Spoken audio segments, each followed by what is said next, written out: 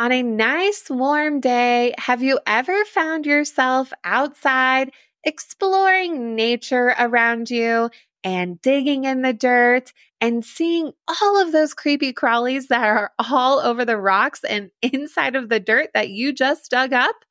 Well, we like to call those creepy crawlies bugs. And those insects and bugs are not so bad once you get to learn more about them. And that's what somebody gets to do for their real job. But who would want to study insects and bugs anyway? Why is this even important for a job? Well, stick around for this episode of the STEM Career Quest where we find more about this bug exploring job. Have you ever found yourself asking this question, what do I want to be when I grow up? Maybe you already have an answer to that. Maybe you don't. Both are okay. Welcome to the STEM Career Quest podcast, a show made for kids like you to help you build your dreams or even find new ones in science, technology, engineering, and math. Each week, hear captivating stories and interviews to explore the exciting world of STEM. Oh, and grown-ups and teachers, you can listen too. We'll talk to experts in STEM who are passionate about what they do in the real world and how they make a positive impact in their careers.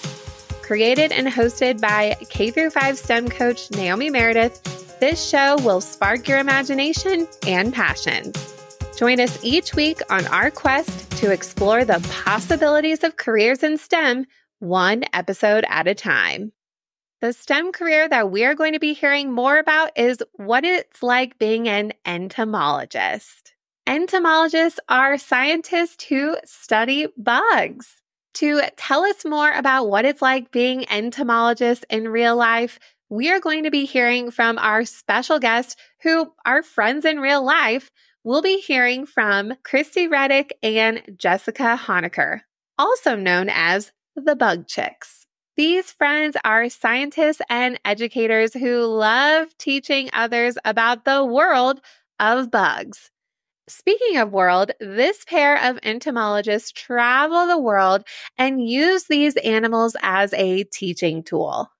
Kristie and Jessica love helping other people feel capable in their classrooms and host a dynamic teaching setting. So excited for you to meet these bug chicks and the role of being an entomologist. Now, get ready for today's episode quest, my lovely questies. That is what I like to call you. Instead of a bestie, you are my questie for STEM Career Quest. Get it?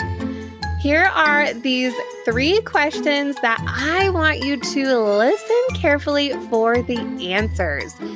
They are in order, but definitely pay attention so you can get all 3 correct answers. Are you ready?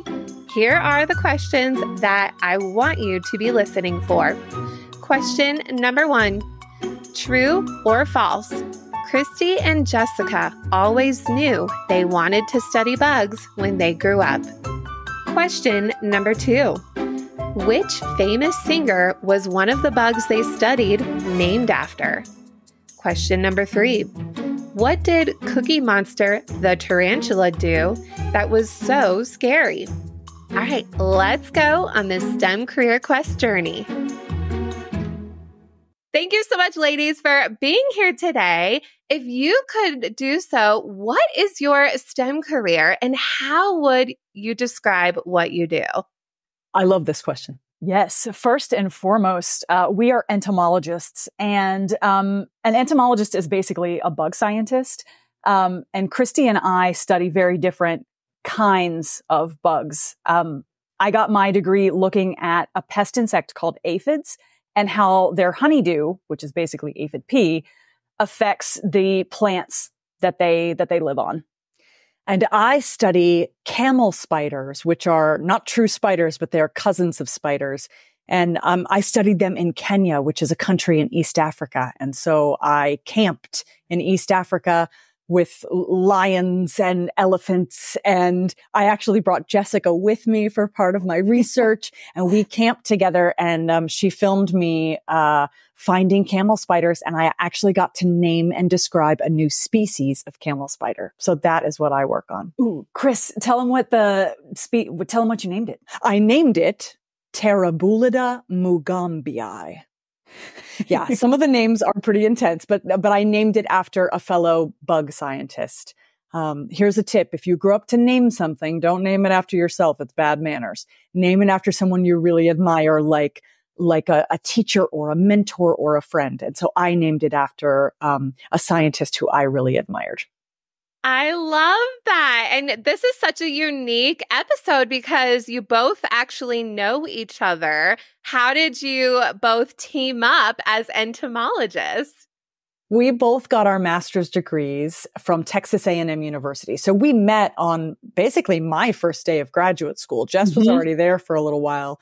And we met in a class, an insect photography class. And we just immediately clicked. And then, like I said, I asked her to join me on my research because I knew that I wanted to make bug videos and that was going to be my life, and that I wanted to teach and make bug videos. That was part of my work as an entomologist already.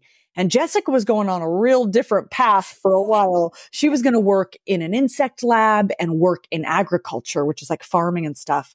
And when she came with me to Africa about a month in, she was like, where do I sign up? And I was like, join my company. And so we became the Bug Chicks. And now we have owned a company together where we travel around the world together and we teach and we work with teachers and students around the world to teach people about the amazing world of arthropods, which is the fancy word for anything with 6 or more jointed legs and an exoskeleton, bugs. Yeah, we create all sorts of educational content. Yeah. And so part of our job is also something called SciComm, which is short for science communication. And it's how do you teach about these animals and how do you share information about these animals in a way that people can understand and that people can also relate to. And so that's a big part of our work as well. And we do that we make videos. We do a lot of talks. We create curriculum, and we visit schools and libraries to teach people in person. Awesome. So you're not just playing with creepy crawlies all day. You use a lot of different skills that are important, like video work and writing curriculum and talking to others. And so you're using a whole lot of skills, not just playing with bugs all day. And thinking of that, what would you guys describe is the coolest part about your job? And it sounds like there might be a lot of cool parts about being an entomologist. Yeah, we were talking about this, and it's tricky. We were like, what are we going to say for this question? Because there's so many cool parts to our job. The list is long. The list is long. I think one of the main things is we get to work with our best friend. Jessica and I have been working together for years and years. And so we're like best friends. We're like sisters, And so that's really fun. But also traveling to all sorts of new places and getting to meet people all over the place who are inspired to save the environment, who care about the animals that make up the diversity of our planet.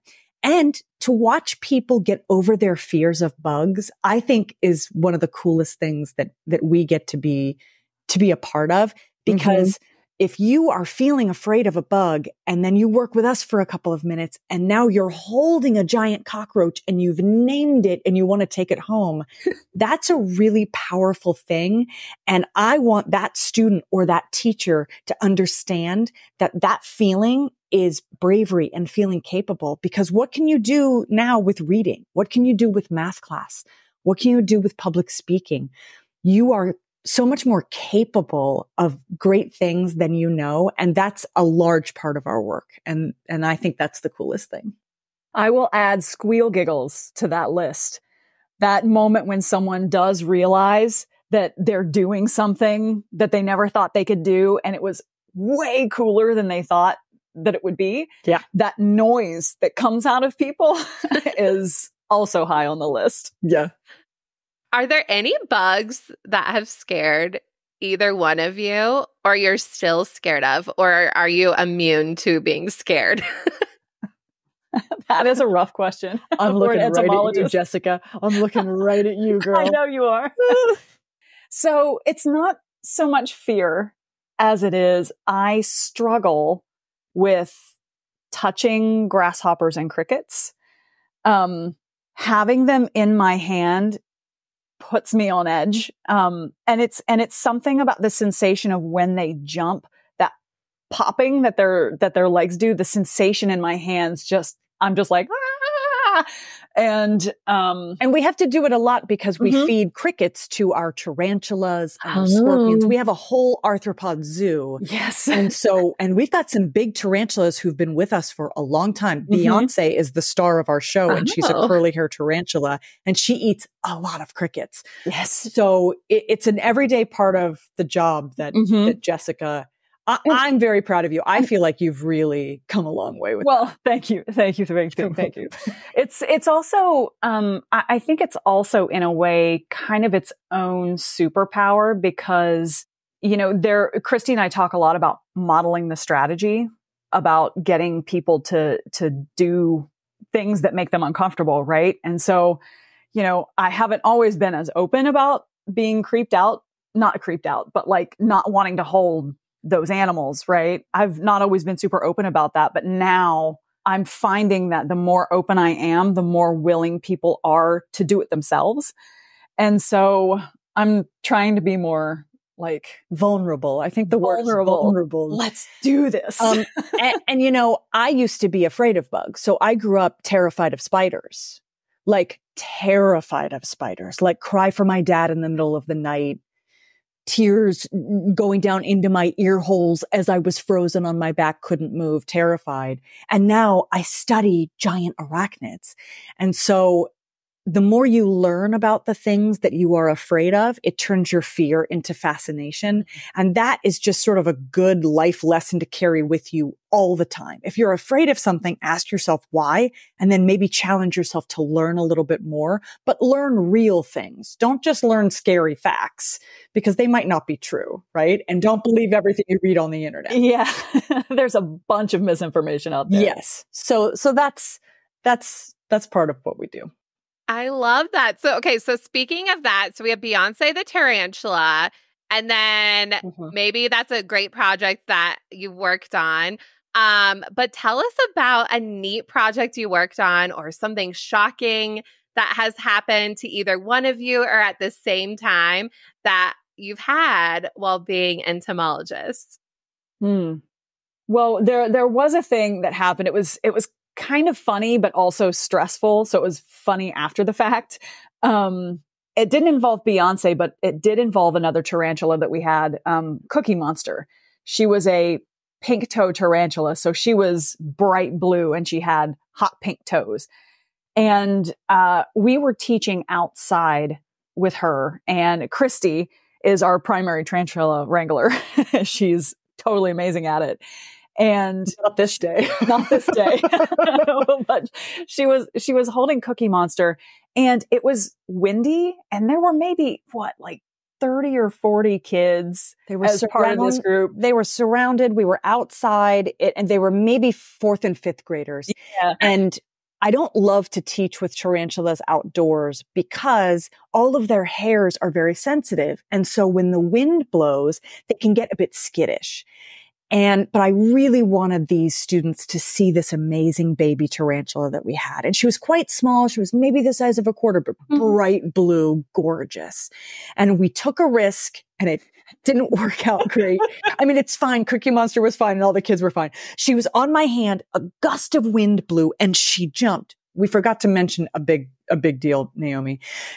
These tarantulas, these pink toe tarantulas, are jumping tarantulas. And so they hover up in the trees. So she got hit with a gust of wind and she jumped off my hand. And all I remember, I sort of blacked out a little bit, but all I remember was I can just see a sea of faces of 4th and 5th grade students like this. Oh, eyes wide, mouth frozen, and a tarantula in midair, and me reaching for this tarantula. We caught her. She was fine. Everyone was amazing. I was very proud of that group of students. We tell this story years later because those students were perfect. Oh, yeah. And, you'd think that there might be a bit of a panic, right? Because some people were super nervous about seeing the tarantula, but, we were like, don't move. And everybody was like statues. And they stayed that way until we got way long. And then they were like, is she okay? Is she doing all right? How is she? That's the greatest thing. Like, is she okay? Is she scared? And so that's that great connection point, right? Where we can go, you were afraid, but you are concerned about this tarantula, where 10 minutes ago, you didn't care to even see this tarantula. And now you care. Mm-hmm. And so having empathy for creatures that are different from you is a really beautiful thing. And kids have this all the time. Kids love animals. And I think if we can keep that through adulthood, I think the world would be a much better place, because I think we all grow up kind of fascinated by animals. They're really interesting and beautiful. And we forget that bugs are animals too. So love that. STEM Career Quest Quick Facts. 3 fun facts about bugs that you may or may not already know. Number 1. For a bug to be considered an insect, it has to have these qualifications. An insect has 3 main body parts: the head, the thorax, and the abdomen. Insects also have 6 legs and 2 antennae. Some insects have wings, but not all of them do, so not insects have to fly. Fact number 2. Ladybugs are not born as tiny little ladybugs. Ladybugs first start as an egg, and when they hatch out of that egg, they are these teeny tiny larvae that scientists sometimes say they look like little creepy alligators. But don't be fooled by these creepy little crawlies. When these little ladybug larvae are ready to move on to the next stage of their life cycle, they create their pupa. And once they are finished inside of that pupa, they hatch and turn into their cute little ladybug self. This sounds a lot like the life cycle of a butterfly. They have very similar life cycles. And number 3, spiders aren't insects. Spiders are actually considered arachnids. Spiders have 8 legs and no antenna. Did you know these 3 things about bugs? Maybe you did, maybe you didn't, but still really cool, huh? Loving the STEM Career Quest podcast and want more? Join the STEM Career Quest Club. Perfect for teachers, homeschool parents, or families looking to add more educational opportunities during school breaks. Inside, you get access to a private community of other STEM Career Quest listeners, comprehension guides for each episode, teaching slides for each episode where it is broken up into chunks so you can listen in smaller segments, related STEM activities you can complete with simple materials, 1 monthly virtual STEM field trip, and more.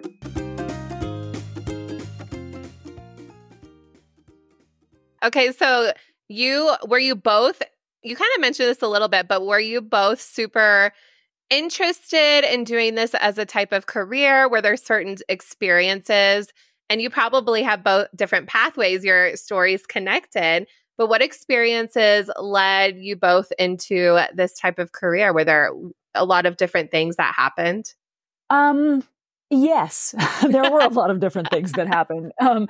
So for me, I started out in undergrad as a biology major, but I was going in for physical therapy. I wanted to work in that sort of healthcare setting. And so, I'm like 3 years in and I have to take a summer class. And the one that I ended up taking was an invertebrate zoology class. It wasn't insect specific, but it was, insects were a part of it. And the professor who taught the class was, he was an entomologist, and he focused on mosquito work. And he was amazing. And he was basically, I was like, oh man, this guy is awesome. And his work is awesome. And he's so excited about it. And so I signed up for his other classes. And I started working in his lab dissecting mosquito larvae, which is tedious work, but it's a lot of fun. And, and that sort of was my transition point into entomology. And then I went to grad school, focused on agricultural pests, and met Kristie. And I will let you take it from there, Chris, because then our lives began together. My path is different. So I have always been an animal lover. Ever since I was little, I wanted to study animals in Africa, but I wanted to study elephants, lions, gazelle. I wanted to be on the savannah. But also, I was training to be a dancer and an actor since I was little. So I had this secret dream of wanting to work with animals. My parents were not I never had any pets. I wasn't allowed to have pets. They weren't, whenever we went to a zoo and I volunteered to hold the snake, my parents were like, no. I think they were afraid that the animals were going to hurt me. And so I had this secret dream about animals, but then I was also quite good on stage. So I went for that. And up until high school and then even in college, I have a degree in theater. I was an actor and I was dancing and acting and I was doing it. And I kind of realized, wow, if I don't try to go for my secret dream of studying animals, I might never do it. And so I switched. After I got my degree, I went back to get another degree. And like Jessica, there was a teacher and I took an entomology class. I didn't know what entomology was. I didn't even have science classes in my college. I had dance classes. I didn't have science classes. So I didn't know what entomology was. And his enthusiasm for bugs was contagious. He was so excited. He was so amazing. And as a teacher now, as an educator now, he inspired me in the way that I teach now. And then I went to Africa still to study large mammals and fell in love with a camel spider. I saw one and it was love at first sight. And I was like, I don't know what that is, but that's what I'm going to study for my life. And here we are now. Sometimes life takes you in weird places and sometimes you go with it. But my advice is if you have a secret dream, even if everyone around you thinks it's a silly dream, you got to try for it. You got to try for it. And there are people who will help you to make it happen. And now my parents are so supportive and they can really see the thread of me being 5 and raising my hand at the zoo to hold a giant snake. And now the work that I do all over the world, they see the same person. I'm the same 5-year-old and I have the enthusiasm of a 5-year-old. So keep that joy, keep that enthusiasm is my advice to you. Jessica, do you have any advice as well to kids out there who might want to do something similar to what you both are doing? My advice is be flexible and see where your path takes you. Because, Kristie always wanted to study animals. I always wanted to do physical therapy, but then I found something I liked more. And I was open to changing my path and seeing where that path takes me. And so I think being able to pivot and deviate and be flexible is a really important way to move through the world as well. Yeah. Well, wonderful advice from both of you. And maybe you guys out there might be an entomologist one day, and maybe you will meet the bug chicks in the real world. You never know.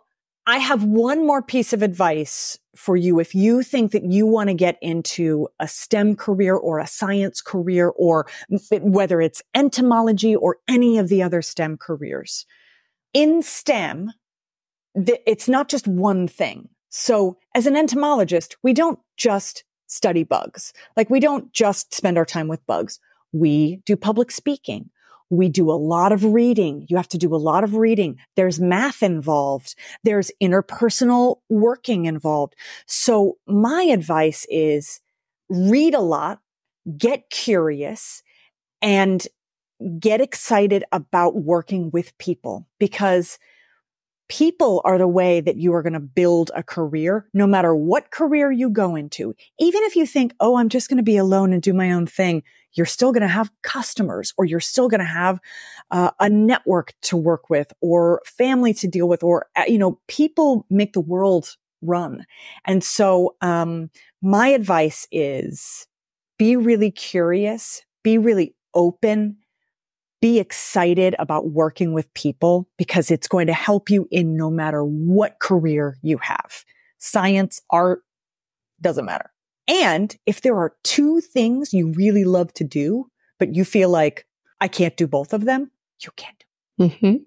And you can do what we call stacking them, right? So I have a degree in theater. Jessica and I make a bunch of videos where I get to dance and act all over the place in the videos, but they're about bugs. Jessica loves to draw. We put Jessica's drawings in our videos. Yes. I love to write. I love to write our blog posts. There's all different ways that you can kind of mush together the things that you are good at and that you are excited about in a career. A career is never just one thing. So good. I love that. I'm like, oh, Chris, well said. I know. I'm like, little Naomi is like, yes, that's what I'm doing. I love so that. Awesome. Have you been listening carefully to today's episode? Let's see how you did with today's episode quest questions. Question number 1 was, true or false? Kristie and Jessica always knew they wanted to study bugs when they grew up. False. Both of them had different careers in mind, but the way their lives led and the interests and passions that they have, they eventually became friends and entomologists. Question number 2. Which famous singer was one of the bugs they studied named after?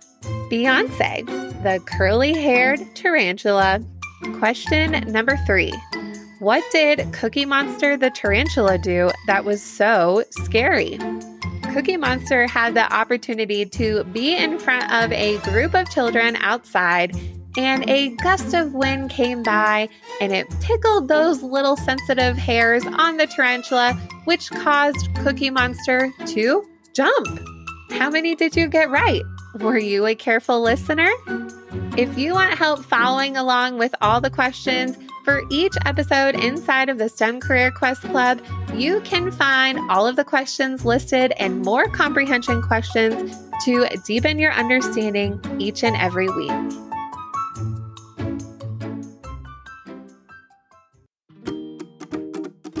Loving the STEM Career Quest podcast? Want to be featured on the show? Leave us a 5-star review on Apple Podcasts and tell us what you love about it. Maybe you'll be featured on our next episode. What is something new today that you learned about being an entomologist? Is this the type of STEM career that you might want to explore more? Even if it isn't, it's always great to learn more about the world around us and hear different perspectives from different amazing people. I am excited for you to continue your journey in the next episode of the STEM Career Quest podcast. Thanks for listening to today's episode of the STEM Career Quest podcast. Grab your free episode badge, connect with today's guests, follow us on social media, join the club, and more. Find it all on our website at STEMCareerQuestPodcast.com.